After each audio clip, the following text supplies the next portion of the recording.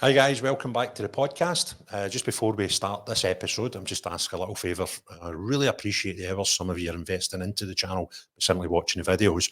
But to help the channel grow, what I would love you to do is hit the subscribe button if you enjoy the channel. And if there's any particular podcast you enjoy, please hit the thumbs up for like button. It will do massive things for the channel if we can do that. And thank you very much for your continued support and feedback. Hi guys, welcome to our latest edition of the podcast, and it gives me a great pleasure to introduce a guy that I've been desperate to get on the podcast for a while. He's a busy man. It's a pleasure and very proud to have him here. Ladies and gentlemen, Derek Ferguson. How are you, Derek? I'm magic. You're saying a busy man. I think my missus wants me busier. And my boys, they're wanting me to get a real job. I'm not interested in a real job now. To be fair, I've not really had a real job. I don't know. Because football's not a real job, according to a lot of people. You know what I mean? It's a great job. Aye. It's a brilliant. See, I never called it a job. There you go. It's. I always thought, man, it's a privilege, you know, because you keep yourself fit, play football, something we all love doing. So, I've never had a real job, and I don't intend to get a real job, to be honest with you. So, if my missus comes in and watches this podcast, I ain't getting a real job, hen. Sorry. That's a brave way of doing it, isn't it? Could you not just tell it to her face? No, you kidding me on? Oh no, don't mess with the missus. So your story, Derek, kid, Lanarkshire boy. Just to go through chronological order. Tell us a bit about where you were brought up, what that looked like, and then your first bits into grassroots football. Well, actually, I'm for the East End of Glasgow. Born in Ferguson, brought up in Shuttleson. Gathamlock, then Ballanark. I stayed with my granny, to be honest with you, Craig, for most part. My mum and dad were working really hard to better themselves. So I was there. I went to Ballanark Primary School up to, I think, about the age of 9, 10 before there was a kind of overspill. The kind of Glasgow people moved out to kind of Hamilton. So I went to stay in Little Lerner in Hamilton. But I have got good memories, even though I was that young. I had great memories of, growing up, being brought up with my granny. I love my granny Fergie, a woman that you wouldn't mess with. 110 Ballanark Road. It was right on the old Edinburgh Road. Used to watch when we were playing football out in the streets, as everybody did. Every now and again we had to stop because the Barry L and the Toy, the gangs, would be battling across the old Edinburgh Road. So we used to go up in the verandas. Stand and watch or the crackpots knocking lumps out of each other, and then once they'd finished we'd go back down and play football like to 10 o'clock at night before my granny Fergie would shout me up, go upstairs, need to get to bed, school in the morning. So I loved my upbringing, so I did. And when did you move out to Hamilton area? As I say, about 9 or 10. I moved out there, Little Lerner. It was primary 6 or primary 7, Neilsland Primary. It's a wee bit different when you go out there. You need to make new pals and that, which is easy when you've got the love of football, don't you? So, I moved out there, and as I says, my man and dad, we moved. We didn't just move to Little Lerner. We moved out to Bells Hill as well. We moved a couple of places in Hamilton. But it was a case, it was my man and dad, they used to work their socks off, and it was just because they wanted to try and better themselves, get a better house and all that. So it kind of rubbed off in me, and probably with Barry a little bit, that, I know we're in a kind of privileged position. You've still got to work your backside off for certain things. So, even going back to Glasgow, because I tell my boys, I used to get a pair of wee kind of plimsoll things. They wear them in the gyms in the schools these days. I used to go to the Pakistani shop and get them, and they would last you a week, but they cost £1, I think, at that time. But they only lasted like 2 or 3 days, and then you were putting cardboard in them. And my boys don't believe that, but that's the way we used to run about, because you were always out in the street playing football. Different in this day and age, innit? You don't see that. No, you don't. And see your football. Everybody played for the minute they walked out the door. But when did you start playing organised football? Was that when you were still in Glasgow, or was that once you got to Hamilton? Blue Star, who were up in Easterhouse. I used to play for them. I think that was about a year or two before I moved out to Hamilton. I moved out there. It was Burnbank Boys Club. before I made the wee move to Gartcosh. Maybe tell you a wee bit about that later on, because that was because at that time Celtic Boys Club were dominating football, and there was a guy called I can't remember him, Mr. Skinner we used to call him, but he took some of the better players for some of the teams, put them all together to challenge Celtic. Gosh, the big history. It was a lot of S1 boys playing for them, right. wasn't there, at the time? Aye. I mean, I saw a wee bit of the show with Dave and Shuggy, you know, and they're talking about the S-Form. I think the S-Form was a great thing. I always thought the kind of the academies that they have in this day and age, I know you're take today with a lot of stuff and that, but I just think the S-Form was a better, it gave you a better opportunity, because you signed that contract for 12 and that took you through to 16. And a lot happens, as you know, with youngsters, even the growth spurts, and sometimes things are no great at home, and so all these things you've got to take into account. I just think it gives you a better opportunity of that 4 years. I hate to see the boys get took in for like 6 months, a year, and then they're told they're no good enough. Now, one of the hardest things to receive in football is rejection. You know, it's hard, even as an adult, you know, when you get told, you're not good enough, you don't fit in here. I mean, it kills you. So what does that do to youngsters? So it affects them. So that's why I think the S-Form was a better way of going about it. And they kind of roughly had an idea, I think, when you got to the age of 14, 15, whether they were going to keep you on or whether they were going to let you go. But I think it was done in a better way. I just hate to see them, Craig, just getting in for 6 months and then told, no, you're not good enough. Yeah. On I think it was the shoe one, I was talking about a conversation I had with Walter Smith not long before he took ill. And he was telling me, when you sign a pro youth player at 10-year-old, where you can sign for a club, with a wee bit of break in the season, at the end of the season, you're actually only signing them and committing to them for 10 months. Whereas if you're 22, we commit to you for 3, 4, maybe 5 years at times. And if clubs had that they had to commit that length of time, there might be more work put in before they just pull kids in and send them out. But the S-Form thing was when I was a kid. It was brilliant. I mean, my coaches were Tam Forsyth, John Gregg, Tommy McLean, Alec Miller. So that was a couple of times a week. Urin Albion, which is a car park now. That was your coaches. So, but it wasn't just the football side of it. Installed other things into discipline, which is massive. They get you off the street. So football's a great thing as well. And you see other guys talk about the boxing as well. You get the guys off the street, because if we weren't playing football, if we weren't, and this is organised football, what would we all be up to? We'd be up to probably no good. So that's how there's not enough money invested in youth football. No, I agree with you. And Charlie and I talk a lot about the Charlie Miller does a brilliant, by the way, job. And I think we agree, and a lot of your thoughts are similar with grassroots football. And it's our job at grassroots to put as many players as possible into the pot, and then the better ones will come out and go to pro youth. And that's fine. There's a hierarchy system here. I totally understand that.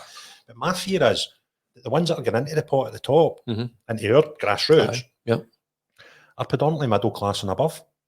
And the reason for that is we need to charge our kids to coach them. We're all volunteers, but we need to provide. You do all your fundraisers. I think we're about 4 or 5 grand a month. Wow. That's just for parts to train on. That's before you take in the 11-a-side ones needing parts on a Saturday, paying for refs, paying for X, Y, and Z, your league fees and all that. It was about 4 or 5 grand the last time I sat down your treasurer now. But we need to get that money back in somehow, and we need to charge fees. There's a lot of parents, a lot of commitment getting the kids back and forth to their training. Unbelievable. 1-to-1s, they want the new boots, they want the latest shinnies, they want the whatever. This new thing where they cut their socks and I don't want feet in their socks, drives me insane, mate. So it's an expensive sport. So I'm not convinced we're getting. So you take a Davy Cooper, a Jimmy Johnson, a Willie Henderson, Willie Johnson. See these players, they might still be there today. But see if they're no middle class or above, we might never see them. So we're not getting a chance to see them development a wee bit as much as we can as volunteers to then pass them on to pro clubs. And football to me is not, the working class isn't there as much as it used to be. It's, by the way, it's fair, it's more than fair comment, because I've ran my boys about here, there and everywhere, and I was lucky enough to be able to do that because I had a car, because it's no job that I had, because I was finished at lunchtime, and I was able to do that. Not everybody's able to do that. Yeah. Do you want to know what I think should happen? And I think, I don't know if it's been put out there before. See players that in the game today, I think there should even be like 1% or 0.5% of their wages, and it's put back into the grassroots football. Because without grassroots football, without guys like yourself and all these guys up and down the country that get not the only thing, well, I would imagine what you get out it is a pleasure of seeing somebody going on and and maybe so that's your kick, but you should be rewarded. You shouldn't be having to fork out that 4 or 5 grand. That should be. There should be a pot of money there that you should be able to get into that and take that out to keep your club alive, and that comes for. And I wouldn't have minded that. See if somebody comes to us, comes into the club and says, by the way, there's going to be 1% of your wage, and we're going to put it back into grass football. Would you accept that? Without a shadow of doubt. Because without the guys at Blue Star, at Burnbank Boys Club, at Gartcosh United, who I played for, I wouldn't have got the opportunity to play football. Simple as, isn't it? Aye, and with modern football, I mean, your guy that's playing for Dumbarton maybe most not so much, but see your guy playing for Rangers, even, and the 25th person in the squad, they're making fortunes. 1% would make no big difference to them, but a massive difference. But anyways, so do you want to set up a direct debit then? do you know something? But do you not think that's a good idea? I think it's a great idea. It's very clever and simple. You make a good, like you're saying, the guy at Dumbarton who, right, just say for sake, earns £100. Right, so 1% of that, and then you've got a guy that earns £100,000, and then you get 1% of that, and you add that up. It should be, because the players should think about that, the unions and whoever it is. I don't know. I'm not clever enough, but it's just something that I think should happen. That if I was approached with somebody that says, "Would you give me 0.5%, 1%, or 2% of your wages, and put it into this pot for grassroots football?" So that they don't need to worry about paying for it apart. They don't need to worry about getting a bag of balls, getting new strips and all that. Because we're always in the supermarkets and you see the bucket in there, and they have to date the parents. Even like you're just saying it, and it can be middle class. But what about the person that hasn't got a car? Then could we get them out there in a taxi or something, or organise something? Could we have a bus? There's loads of stuff out there, but so. What we've got out, and I've had an okay living out of football, but without all these coaches and all that, I wouldn't be here. So would I have put something into it? Of course I would. I was without a shadow of a doubt. Oh, fair play. So you did you go to Gartcosh before your involvement with Rangers, or was it the Rangers S form that I was at Rangers as an S form. That was for Burnbank Boys Club. I was playing. So you were allowed to play, obviously, with your school team at that time in Gartcosh. So I went to Gartcosh, I was under 14s, under 13s, 14s. We'd won the Scottish Cup with Burnbank Boys Club down at Kilmarnock. And then, as I says, Mr. Skinner had this idea that he wanted to challenge Celtic because they were dominating everything, and he was taking 2 or 3 of the better players, well, so-called better players, and put them into a team to challenge Celtic. So I was at Rangers, aye.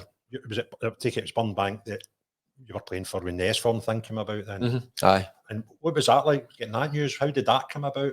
Who did the scout come and see you, or what was the story? It's just the usual, you get asked in trial. So you go in. Of course, you're a wee bit kind of apprehensive. But that just disappeared for me. As soon as I walked in the doors, and remember, it wasn't like a training ground. We went to Ibrox, which is an absolute buzz. And but I'd been a few places. I'd actually been there training with Celtic as well, and that's the big difference that I can remember away. But I remember getting into the Celtic dressing room, and that was at Parkhead. And I remember getting in there, and you could see everybody. All the boys were quite nervous, and we could about to go out and train. We didn't know each other. When I went to Ibrox, it was a totally different atmosphere. It's hard to describe. It just felt more relaxed. There was a wee bit more carry on. Which maybe played a big part in my career as well. But I don't know, and obviously being a Rangers supporter, I just right away I felt at ease, I felt at home. And then within the first couple of training sessions, they had contacted my old man. Did they want to sign? Well, daft question, isn't it? You know, so, and the rest is kind of history. You know? So you sign your S form, you then get sort of farmed out to Gartcosh to this. And they're doing a few S form players. Was there any other boys for Rangers in at Gartcosh at the time? To be honest, no, there wasn't. I'm trying to think. There is one guy, big blondie guy. I'm trying to remember his name, by the way. I've had too many smacks in the back of the napper. So I've, what's his name will come to me. He was in, so it was only me and him that was in. That's terrible, isn't it? I can't remember his name. We'll come back to but there was a lot of the other boys were like kind of other clubs, you know, St Mirren. I think it was one or two attached to Celtic. But as I say, it was a kind of, for a season, it was only for about a season that we were all brought together because I was took out of Gartcosh with Rangers. Rangers put me in the reserves, which I don't know. See, in hindsight, I don't know if it was a good thing or a bad thing. The reason I was took out of playing with Gartcosh was I was getting into bad habits. And the bad habits was I was dribbling with the ball, beating people and scoring goals. I know people go, they scratch their head and they go, he used to score goals and beat people and all that. You took men on. I took men on, I know. And because they wanted to they thought it was, I was finding it too easy, you know, so I go in with obviously the reserves. So, last time you couldn't have 15. And you're playing at reserve football. So I'm not physically developed either. Mentally as well, you know, you see physically, but mentally up there. So the next thing, I'm in the reserves. These guys are first team players coming back for injury. These other guys are desperate to become Rangers first team players, and I'm through in the mix. So it was tough. Let's just say that. So I had to grow up pretty quick. So I did in that environment because that's totally different if you're going for the boys' football. Into that environment where you're playing with men, you know. That's a tough gig, and the guys you're playing against are not going to be any mugs. You know, you're playing against some seasoned pros, and again, you know, you'd be playing somebody at Dundee United that's 200 first team appearances, but he's just coming back for an injury, and you're a 15-year-old getting flung into play against him. Who was in the Rangers reserves at the time? That was the usual. Was Shuggy Burns. There was the Fleckies, the Dave McFarlanes.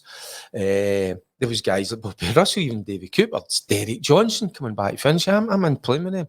But you're talking about playing against the opposition. So that dribbling with the ball and scoring goals didn't happen because I knew. But if I was dribbling with the ball, one thing I was getting put up in the air, 6 feet in the air. So I had to release the ball a wee bit quicker, and then I became a different player. You know, it was pass, move, and do it early, because if it didn't, you get smashed for the opposition, but also you get shirked. You would get a bit of abuse. So that's what I'm saying. You had to have thick skin. You had to be able to deal with that. But also, if you didn't deal with that, you either sink or you swim. And some boys will crumble. But that's probably the difference back in that day and age was I had to learn, I had to accept that, go on with it, take the criticism and kick on again. Far too often what you see is people or young players, when they get a bit of criticism, when they get shirked for a fellow pro, they kind of crumble a wee bit. So it was difficult at times, to be honest with you, but an absolute buzz, because I'm playing with guys that I'm sitting in the centenary stand, support, singing the songs, and then I'm playing with them. So it's surreal, man. Mad. Incredible. John McDonald and all that. We saw. I'm just trying. The names. So, they'll all come back.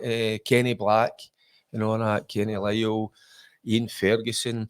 Just try to Billy Davis. Billy Davis, what a player wee Billy was. He was a captain in the reserves. He was top drawer. I love wee Billy Davis. All the guys, you know, in the mix with them. And you're the youngest by a good bit, I imagine. Aye, you know, and so it was an absolute buzz. So what position were they playing you at the time, Derek? At times in the middle of the park, but sometimes wide in the right.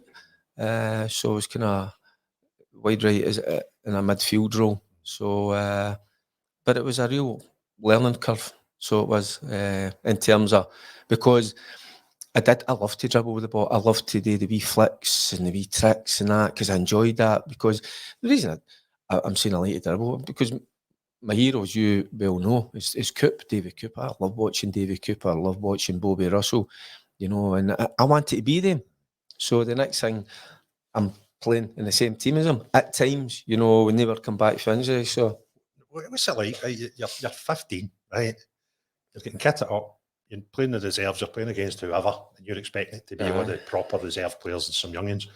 And you find out Davy Cooper's playing today, and you're getting to take the pitch with Davy Cooper. Do you know something? I wonder, she think about it. I wonder what they thought of me coming in at that age, because they must have been going like, who's this?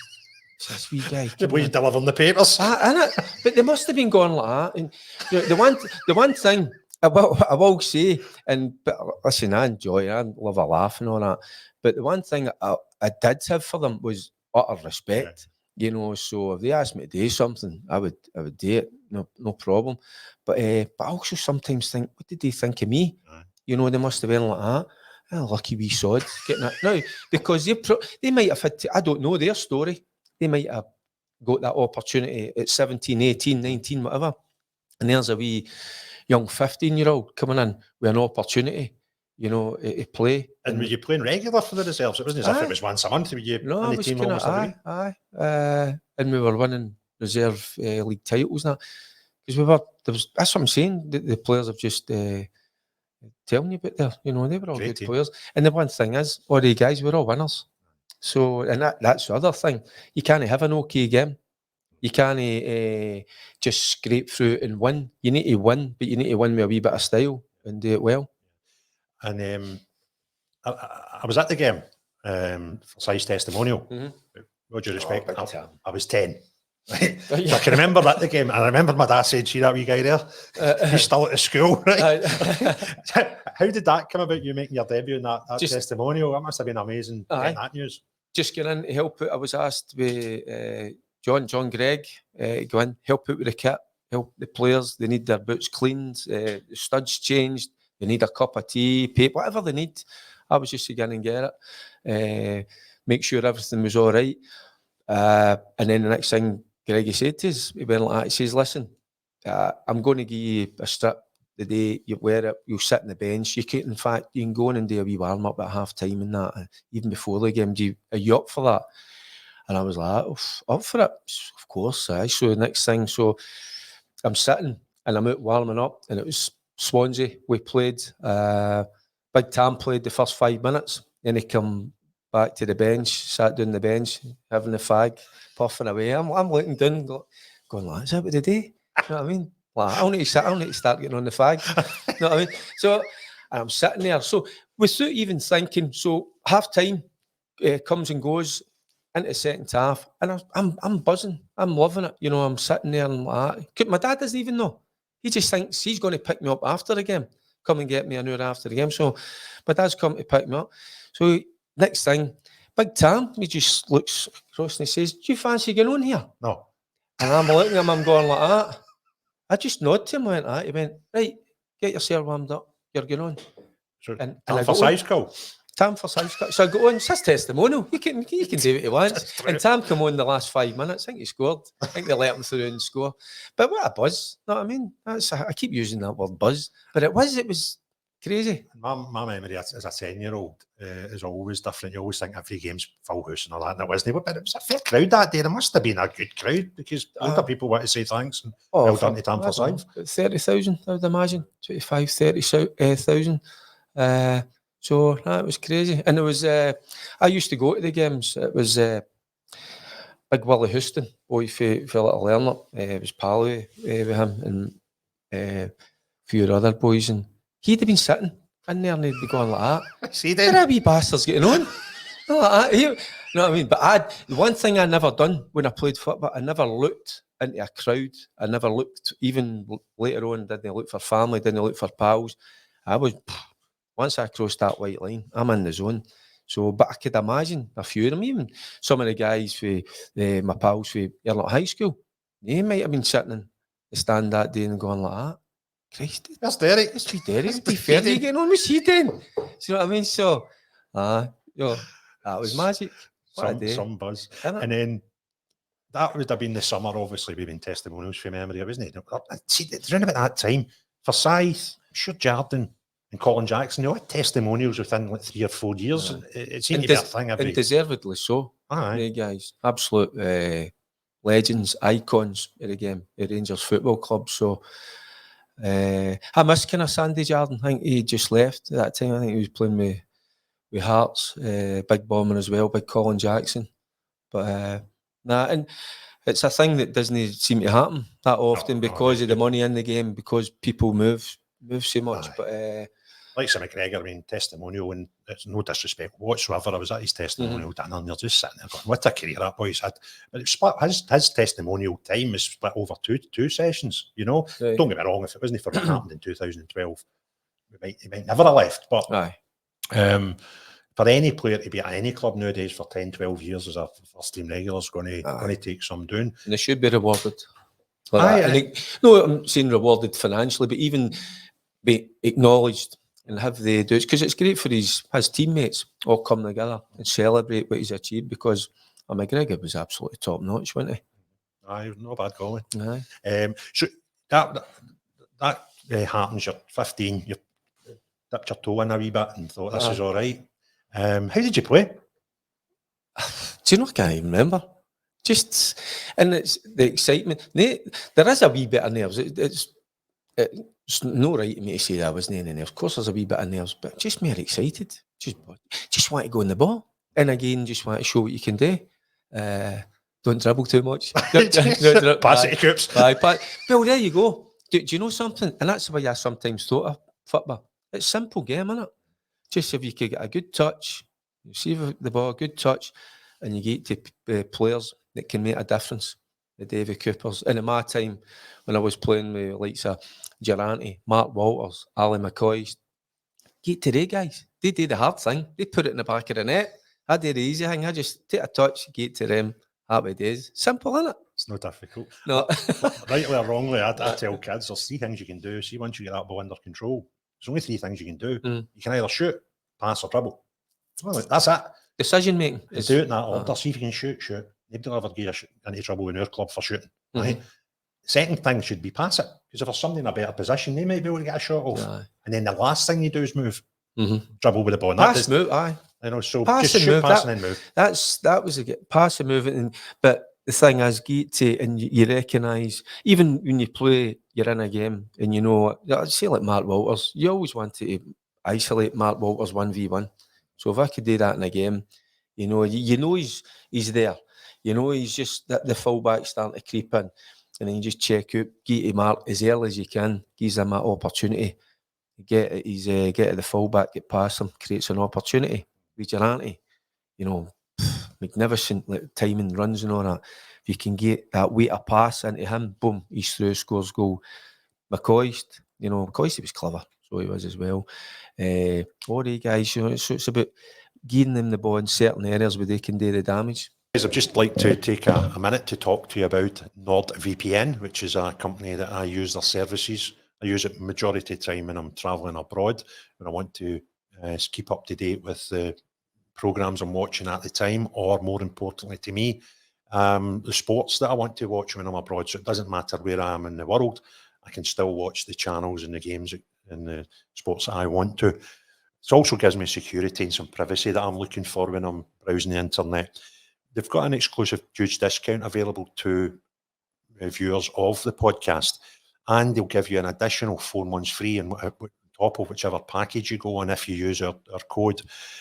To get that, plus a 30-day, no quibble, money-back guarantee, all you need to do is log on to nordvpn.com/Craig, CRAIG, and that'll get you the exclusive discount plus the 4 months free on top of whichever package you go for. So go and give them a look, guys, and certainly I've had no problem using them in the times I'm travelling abroad when I mostly use them. Thank you very much. That boy mentioned Durrant. Was he a decent football player? He was no bad, by the way. I came across Durrant when I was 16, when he came into the club. I was to show him the ropes, to take him round and just make sure he was all right. And we had it off right away. So we had just 2 wee Glasgow guys having the time of our life. Going to be playing for Glasgow Rangers. Going out with each other on a Saturday night, sometimes a Sunday. Maybe a Monday, you know. A Tuesday. Aye, but I would say a Wednesday. We had an absolute ball. We were having the time of our life, you know. And Durrant, he's everything. You've met him numerous times yourself. He's a life and soul of the party. We had some great times because we were never out of each other's company. You know, if it wasn't at football, if it wasn't good at the weekends, holidaying together. We went holidays together and all that, the full shebang. It was magic, so it was. What a time. What's the age difference between you and Durrant? It's about just under a year. Durrant. He's a wee bit older than me. But he was I wouldn't say late developer, but he never come through the system. You know, the S form. Durrant obviously come in there. It was probably on trial. It was a 15, 16-year-old. And right away, I mean, you could see the class. And he was different. He was different in terms of the way he played. There wasn't as many midfielders that had that intelligence and made the runs that he did. It wasn't just like running, because he was some athlete. You need to think about the runs. You need to time the runs. And he was really clever at seeing the build-up. As the play build up, then boom, he would take off. And then that's when you could maybe find him with a pass at it. He would read it. So he was very clever as well. Clever in the football sense. The twos were two dafties. But never get many O-levels.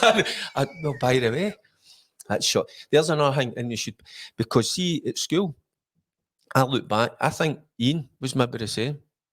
I kind of left school. This is terrible what I'm going to say, and I wouldn't advise any parents or to let their kids do this. So I'd be telling after my man and dad, because see, in second year, I wasn't interested in school. I was only interested in 2 things. Believe it or not, it was English. I liked English, and I liked PE, because I had to go to school to play school football. I dogged it quite a lot, and I went up. There was a nature trail in Little Lerner. The guys that would come for there or not, so but and it's some great areas. And I used to go and train, so I did myself. I think maybe not so much my ma, but I'm sure my dad knew I wasn't at school at times. Turned a blind eye. Aye, and I think he knew what I was doing, and because that's all I wanted to do. You know, my dad's a roof sheeter, so's my uncles and that as well. I didn't want to be a roof sheeter. I wanted to be a football player, and I was going to get everything. So no O-levels, which and looking back, I come down in my boys like a ton of bricks. That was never going to happen. So they're actually quite brainy compared to me. So, and I think Ian was a bit the same, because we just wanted to be it was our dream. It's everything. I think Durrant might have been a scaffolder. It's funny, right? I'm talking about roof sheeting. He might have been a scaffolder. I think that's what the other kind of occupation he was going to get into. So he gave it everything, but we had to be lucky as well. So you need all the wee bits to fall into place. So if anybody listens into that, don't let your kids do that. Let your schoolwork, it's no O-levels now. What is it they have now? Is it Nat 5s, I think, so latest thing. I'm lost. Do you know, so it's funny. Get a good education. Just this morning, I had a phone call for a parent at our club, and the boy plays for our under-16s, and he's in trial with a professional club just now. And his mum was having a conversation about the time that he's dedicating to football and the stresses that causes. And he's coming up to do his prelims are starting this month or next month. Right. And she said, so what's the club's view on him when his studies are going on? I says, I'm not making that decision. That's not my place. What I will say is, you've got to just make that decision. And whatever decision you make, if you say to me, this kid's not coming to training for 3 weeks because he's got to study or he can't play this game, I'll support that.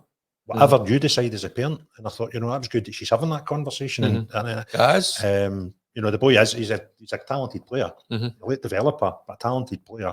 He's got a wee chance. And if he can get into this club at under 16 and, play 2 or 3 years of good football, he could end up getting paid at the end of it. But he might know. And that's the big but. So you need to have something behind you to fall back on, and that's that education and getting all your qualifications. It's so important. So I just look back at that and I think, God, what was I even thinking? But I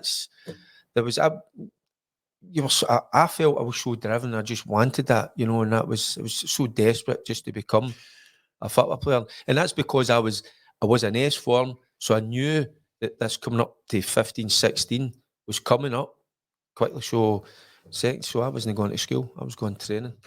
Again, I wouldn't endorse what I'm about to say, just like you were with some of your comments earlier, but see if you didn't have that, see if you had something to fall back on, would it have made you driven? Maybe that having just the one goal, the one maybe helped your, you know, your mentality, your drive, your enthusiasm, your determination, that you're going, I ain't going to be up a ladder. That's a good question. I never even gave that. I mean, at that, when you're 13, 14, you don't even think that. You're going to watch Rangers, you're watching the games on the telly, and you want to be that. You want to have that lifestyle. You want to be out there. And I was a dreamer as well. Actually, I used to kind of dream. I'd love to be like him. I'd love to do that. And that's why I was talking about Cooper and all that and Bobby Russell. But I don't know. Nah, I didn't have the brains, nah. You weren't going to be a doctor, no, I certainly wasn't going to be a doctor. And I certainly didn't want to be a roof sheeter. I'm not knocking roof sheeters because my dad was bald. I was going to say built Ibrox himself. And my dad was, when I was at Rangers, my dad was working on, he done all the sheeting. So sometimes I bought a wee loosener and that with other boys, and my dad's up there hanging. See everybody in the district ballots over 60 built Ibrox. Brilliant. Every one of them, when you read it, I think there was something happened where they were putting the seats in or something. There was a shout out, they're needing some labourers. The pub just emptied. So every one of them say about Ibrox, you know. Class. Your dad actually did. Oh, that's magic. So you and Durrant, you're in a couple of it. See, another thing I just thinking on, see when you made your debut then, were you still in S form or were you apprentice at the time? You certainly wouldn't have been a professional because you couldn't sign as a pro for another year anyway, but what was the situation? Were you still S form? I was still S form, but then that kind of gave me the inkling that I was going to get a contract. And that is the kind of, that's what I'm saying, that I didn't go to school. That was the be all and end all, getting your first professional contract. And that gives you your opportunity to show what you're all about. I think my first contract was a 2-year contract, something like that. I'm not too sure. I can't remember. But you probably never read it. I didn't. It was because you just want that pen and you just want to sign in the dotted line. You just want to be a professional. And then that's you. You're getting into Ibrox every morning. You know how. So when did you make your first competitive debut? That would have been down at Queen of the South. I think that was a cup game. I'm sure I knew that I was 16 at that time. There's one game as well comes into my mind. It's Hearts. I think it was Hearts at Ibrox. I think that was the home debut. But I never played the middle part. I was playing wide right. I couldn't get in the middle part. There was, some top players in there, the Russells, the Pritts and all guys like that, so even just to be in that kind of starting lineup. So I think it was doing at Queen of the South. There's a lot of, when I think back as well, there's a lot of the stuff I don't remember. I just remember kind of the cup finals and that, and the parties and that, so, but a lot of there's just certain, I tell you what I remember as well, just like the travelling back and forward for Hamilton. To Ibrox and that, David Cooper. Who was your card? Ian Ferguson. There was Ian Ferguson at times. There was Nicky Walker. I think Shuggy as well. Shuggy was Stein and Lark Hall. So you would be in that. I loved a Thursday because a Thursday we'd go back to Hamilton and the guys would go into a wee place called the Muse, get a wee bite to eat. They got a couple of shandies, nothing daft. There's a wee piano bar. Coop would go in and a few of the boys put a coupon on. I would just be sitting there and in their company just for a wee kind of hour or two, just sitting, no saying it, not really involved in the conversation because they're obviously a bit older than me, but just sitting there, and being with them. That was crazy. I've been very, very lucky over the last 10 years. I met folk like yourself, folk I just grew up idolising. Alan McCoy's walked by me in the street, will say hello, just mad stuff, and you pinch yourself, right? The one person that I never ever got to meet in my life was David Cooper. And that just would have been the best. I mean, see the what a one, player. see the one thing about Coop I loved about David Cooper. No, that he was a brilliant player. He had time for you. I've mentioned when I go to some the kind of wee dinners and all that, the Rangers clubs and whatever, and you're at it, if it's a Q&A or whatever, that's the one thing. It's probably the one thing I think back and I go, David Cooper gave me time. And I mean, no time just on the training part, but away from that. He was brilliant in the dressing room. He was brilliant with us. See all the young guys. I think he liked a wee bit of carry on. So he was the moody blue in front of the media. He didn't want to talk to him. He didn't have any time with him. Time for them. But for us, younger guy, he could be cheeky, I know. You know, he could be, and he was funny at times. But he gave you that wee bit of time, that wee bit of advice, put you at ease, just to a couple of wee words, a wee arm on the shoulder, a wee laugh, a wee joke. Well, sometimes players have not got that for you, and that's the one thing. And I put guys like Ray Wilkins like that. I've mentioned Ray all the time. A guy that was an absolute class act player, world class football player. The one thing he had was time, you know, and that's something that you don't get for certain players. I remember reading something on social media when he passed away, and it was a guy. He was begging in the street, and Ray Wilkins went to walk past him, and he went up and started talking to him. Mm-hmm. Within half an hour, they were sitting in a coffee shop, blathering like two pals. Mm-hmm. And this guy, when Ray Wilkins died, like Cooper died, you got a million people writing, their memories of them.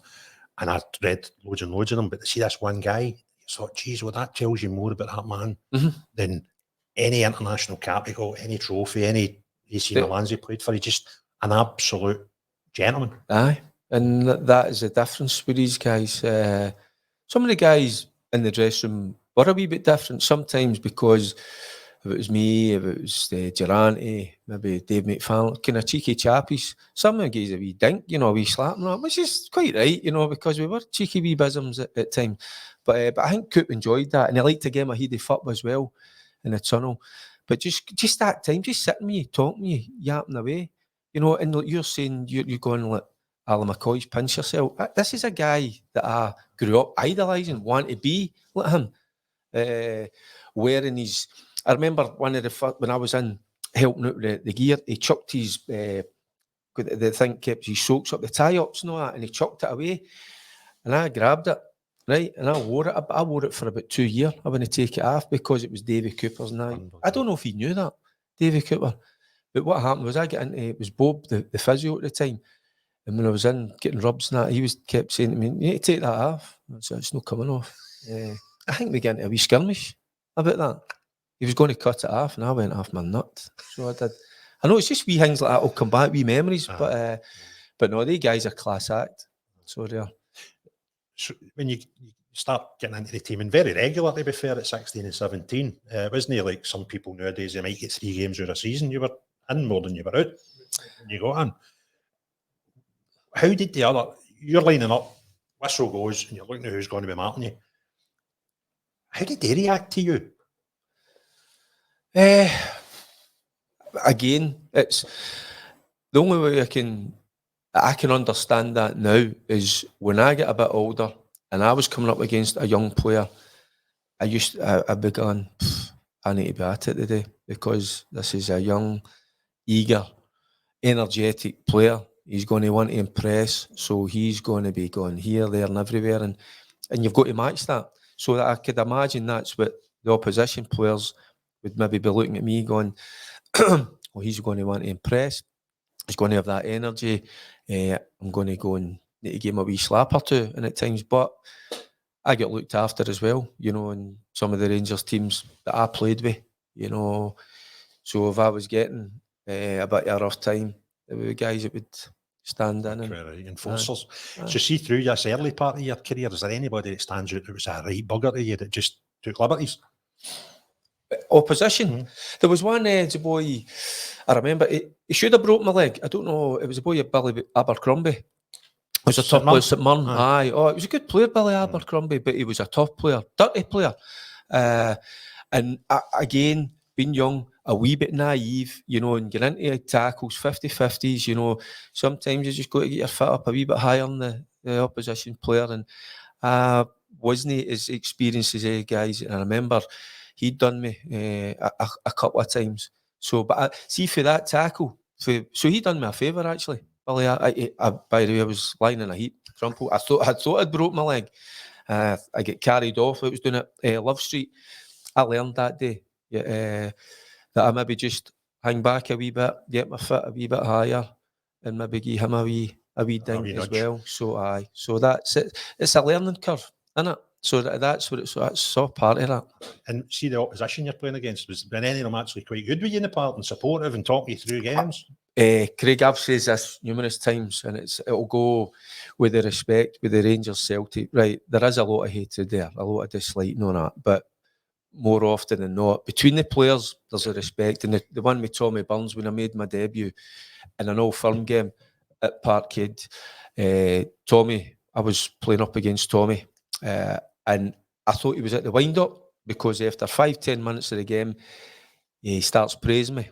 He's like, "You're doing well, wee man." He says, "Keep it going." He's like, "Keep that touch and play, keep moving." I'm like, he's at it, he behind me up, and he kept going like, good stuff.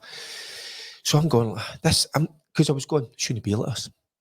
And where's all this hatred I've heard and all that? And I was kind of had this vibe, because that was my first Celtic getting out against Celtic in that environment, and I thought it was going to be pure hatred. It's like opposite. So this keeps going on, and he's like, even at going off at half time, he says, "That was good stuff, by the way, good stuff. You're doing magic and all that." I'm going off, and I'm sitting there at half time. So it goes on another 20 minutes into the second half before I get took off, get subbed. I was knackered. And it's not just the physical element, it's everything that goes with it, the nervousness you have in it, and the excitement and that.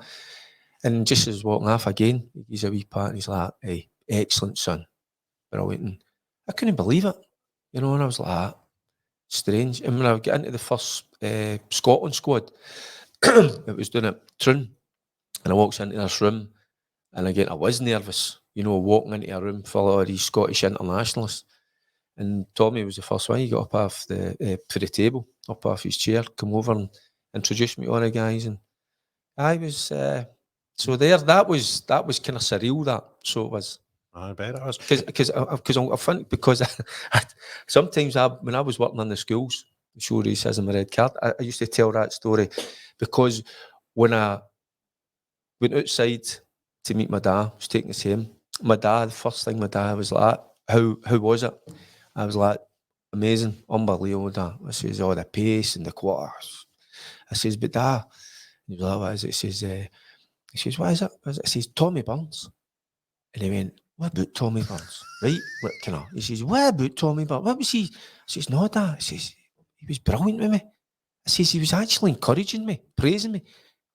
He's like, "You're kidding me on." And for that day onwards, my dad had the respect for Tommy Burns. Well, see, when I'd come across him as a youth, a few times, and again, I'm like, I can't believe this guy's been nice to me, right? Gentleman.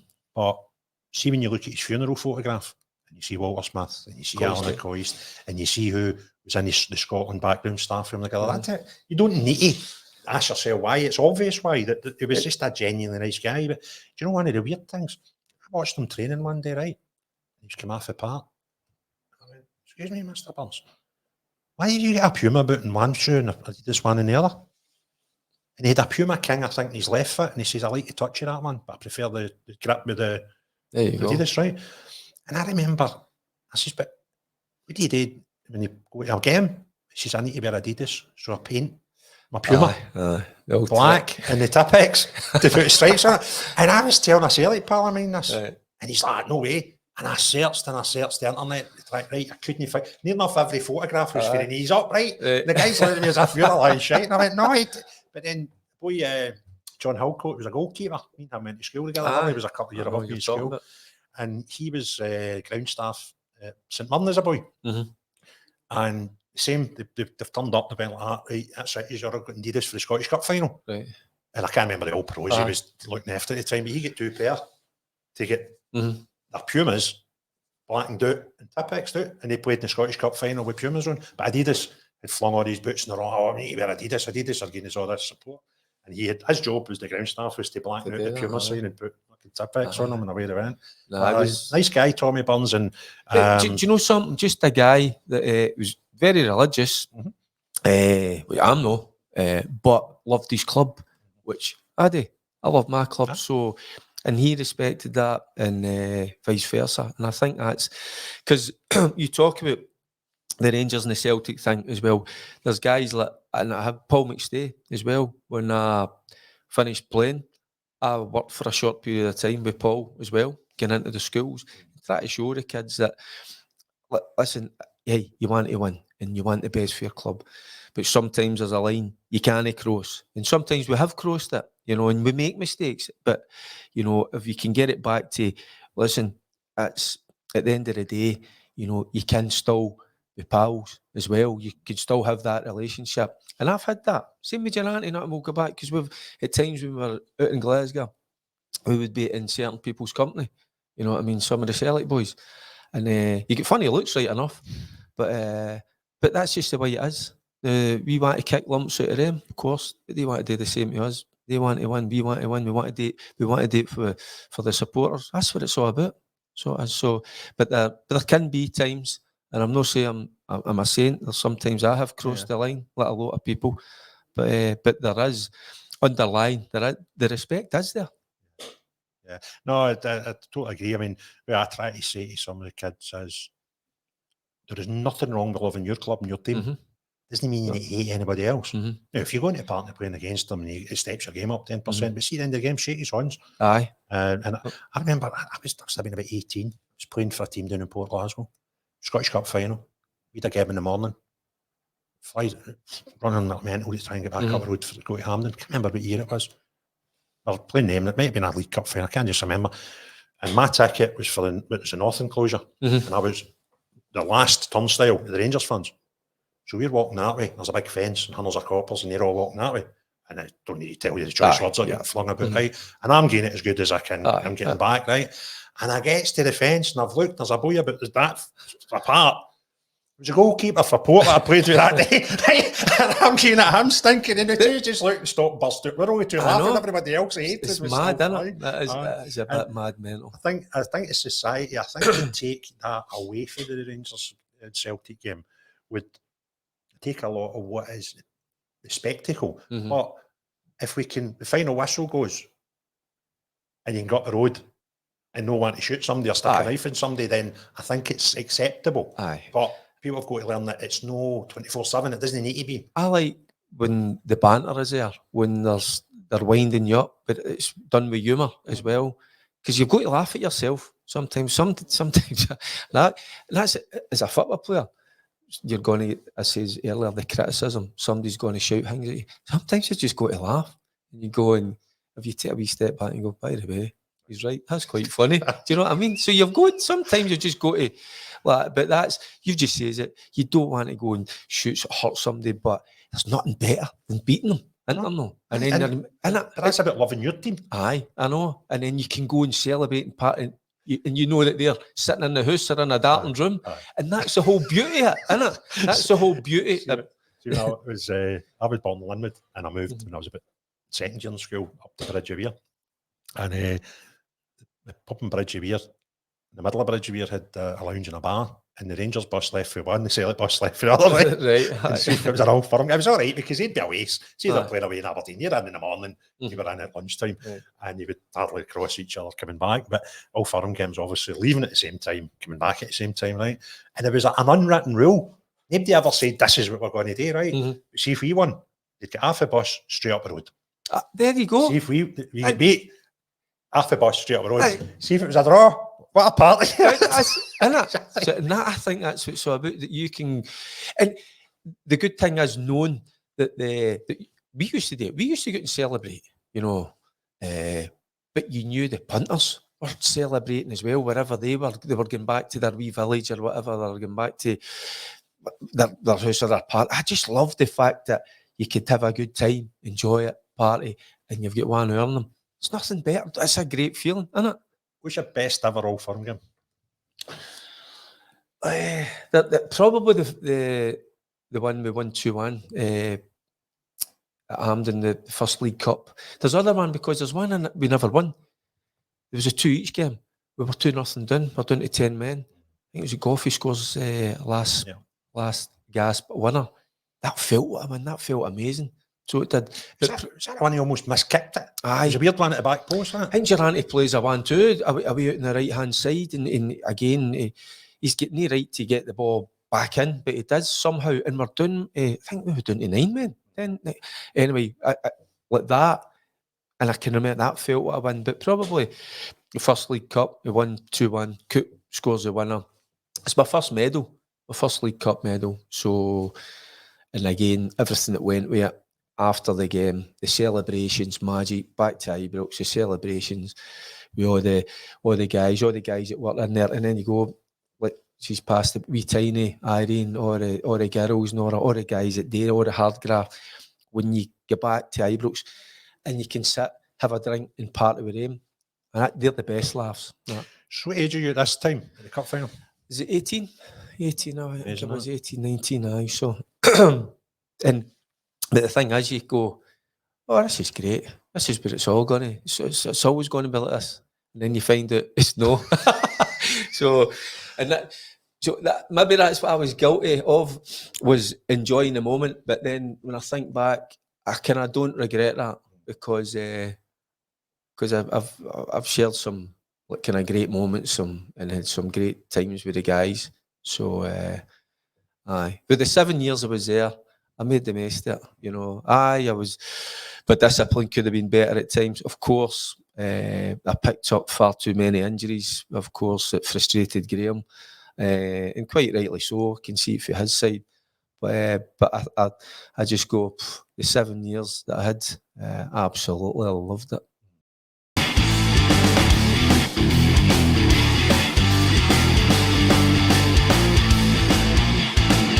Ask a little favour. I really appreciate the hours some of you are investing into the channel, simply watching the videos.